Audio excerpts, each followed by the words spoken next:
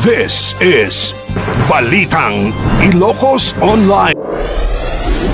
Kasi traffic nung first 2 days, pero tignan nyo ngayon medyo okay na. Kasi nga yung initial talks with SM is just familiarization muna ng entrance and exit. Kaya nagkaroon ng massive traffic nung first 2 days. Pero so far okay naman.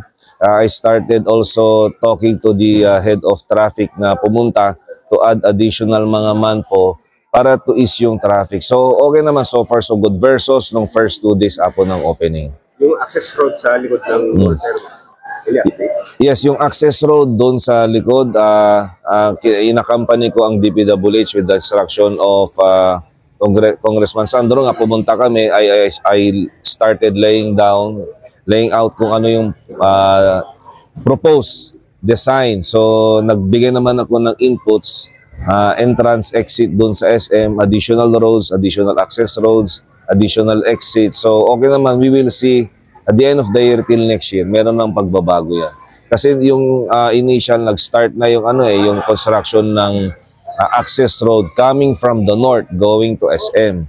Ngayon ang sino-survey yung strength ng dike at additional road going to SM. Then meron akong pinopose na road, access road coming from the south going to SM. So yun, yung mga plans. Connected sa bridge going out, going into the Coming from the north, meron yung pagbaba doon. Pagbaba coming from the north, from the Gilbert Bridge going southbound, merong bubuksan na daan doon. Dadaan ka sa dike. Pero yung dike, re-review para strengthen yung dike, then wider dike para additional road doon, additional lane. Yung coming from the south, re-review from Nangalisan, merong access road doon na dadaan din sa dike. So titignan. Hindi naaabot sa concert sa bypass or sa barangay Tangi. I-review, gagawing exit yun. Example sa likod, mag-exit ng SM, dadaan ka sa dike, going to Tangid, pwede yun. Pero review yung strength ng dike. Kasi yung dike initially was designed to be a dike. It's not designed to be a road. So review yung strength ng dike. So kailangan i-reinforce. Saan kukuha ng funding, sir? Siyempre, hindi, DPWH to. Nagipag-coordinate ako kay Kong Sandro kasi yun nga ang initial talks with the head of SM din noon, rine-request nila. Yun yung isang solution para hindi mag-traffic, mag-congest sa harap ng SM. Sir, malapit na po yung tag-ulan. Umulan na rin. So, any plans kasi ongoing pa yung canal rehabilitation sa sentro?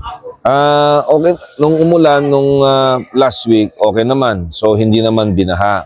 Yung mga integrated drainage canal system kasi, yan is a multi-year project na sinasabi ko. Hindi yan matatapos ng isang taon kasi maluwag ang lawag.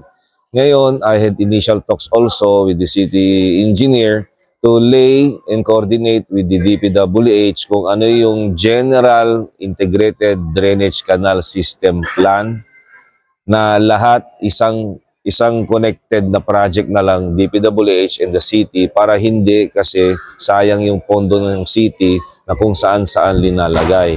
So kung baga may general plan na yung integrated drainage canal system para isang design lang. Hindi na yung tagpi-tagpi na usually ginagawa ng mga other barangays.